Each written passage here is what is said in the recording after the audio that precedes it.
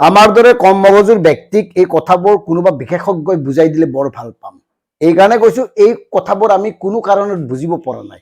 যেনে ধৰক মূল্যবৃদ্ধি হৈছে, মূল্যবৃদ্ধিৰ বিৰুদ্ধে আছুকে ধৰি বিভিন্ন সংগঠনে প্ৰতিবাদ কৰিলে কেইদিনমান।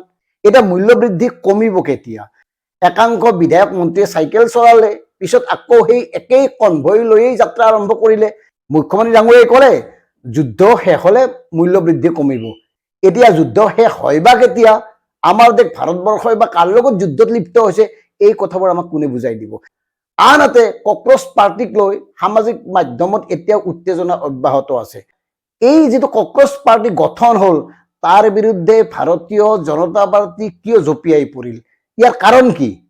সংযোগ ক'ত কেনেকে আছে? এই কথাটো আজিলৈকে বুজি পোৱা নাই। কিয় দেশৰ মুখ্য ন্যায়াধীশগৰাকীৰ বিৰুদ্ধে বা তেওঁৰ বক্তব্যৰ প্ৰতিবাদ কৰি গঠন হোৱা এটা সামাজিক মাধ্যমৰ গোটৰ বিৰুদ্ধে সমগ্ৰ চৰকাৰখন জঁপিয়াই পৰিবলগীয়া হ'ল? এই কথাটো কোনোবাই বুজাই দিব নেকি? আনহাতে অসম বিধানসভাৰ নিৰ্বাচনৰ পূৰ্বে এটা আটাইতকৈ চৰ্চিত বিষয় আছিল গৌৰৱ গগৈৰ পাকিস্তান লিংক। এতিয়া সেই লিংকটো ক'ত গ'ল?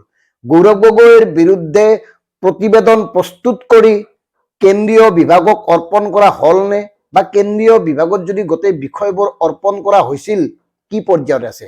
গৌৰৱ গগৈৰ পাকিস্তান লিংক বিষয়টো ইমানতে শেষ নে ইয়াৰ উত্তৰ ওলাব? এই কথাটো কোনোবাই বুজাই দিয়ক। নে এইটো কেৱল ৰাজনৈতিক প্ৰপাগাণ্ডা আছিল?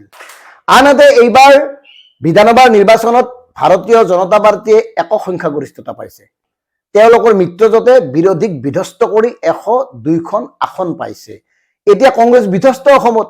তাৰ পিছত কংগ্ৰেছক লৈ কিয় মূৰ ঘমাই আছে একাংশ ৰাজনৈতিক নেতাই, বিধায়কে, মন্ত্ৰী বা তেওঁলোকৰ অনুগামী সাংবাদিকে? কংগ্ৰেছটো শেষেই, বিধ্বস্ত। যিহেতুকে কংগ্ৰেছ নায়েই, বিৰোধী নায়েই, এতিয়া উন্নয়নৰ কথা পাতক। অসমৰ মৌলিক বিষয়সমূহ আলোচনা কৰিবলৈ এৰি কংগ্ৰেছ মুছলিম লীগ হ'ল নে তেওঁলোকে কি কৰিলে? এই কথাবোৰত কিয় মূৰ ঘমাই থকা হৈছে? এই কথাটো কোনোবাই বুজাই দিব।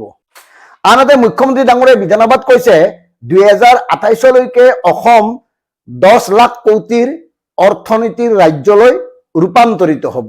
এতিয়া আমাৰ প্ৰশ্নটো হ'ল, যিখিনি সময়ত 40 লাখতকৈও অধিক হিতাধিকাৰী, যিখিনি সময়ত 2 লাখ কোটি টকাৰ ধাৰ, কেনেকে 10 লাখ কোটি টকাৰ মানে অৰ্থনীতিলৈ ৰূপান্তৰ হ'ব অসম? এই কথাটো কোনোবাই বুজাই দিয়ক। আমাৰ সাধাৰণ মগজুই বুজা মতে আমি যদি ধাৰ লৈয়েই থাকো, ধাৰত পদ গৈ থকা এগৰাকী ব্যক্তিয়ে নিজকে ধনী বুলি ক'ব পাৰেনে? নিজকে চহকী বুলি ক'ব পাৰেনে? নিজকে অৰ্থনৈতিকভাৱে শক্তিশালী বুলি ক'ব পাৰেনে? এই কথাটো কোনোবাই বুজাই দিয়ক। কাৰণ আমি দেখিছো হেজাৰ হেজাৰ কোটি টকা ঋণ লোৱাৰ পিছতো মূল্য বৃদ্ধি কৰিবলগীয়া হৈছে। গুৱাহাটী বিশ্ববিদ্যালয়ৰ ছাত্ৰ ছাত্ৰীয়ে মাচুল হ্ৰাস কৰাৰ কাৰণে আন্দোলন কৰিবলগীয়া হৈছে। তাৰ পিছত কেনেকে 10 লাখ কোটিৰ এই অৰ্থনৈতিক সপোনটো?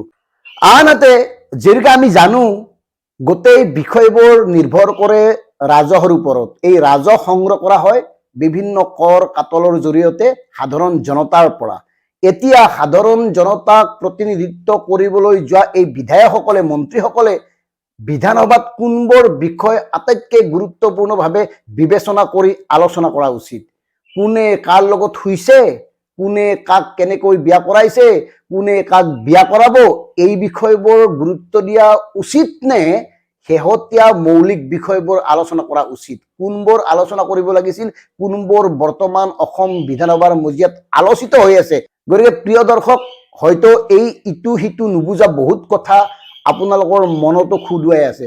গতিকে কোনো লোকে, কোনো ভক্তই যদি এই বিষয়বোৰ খুব তথ্য সমৃদ্ধভাৱে, ভদ্ৰভাৱে আমাক বুজাই দিয়ে, আমি বাধিত হ'ম। ধন্যবাদ। জয় আই অসম।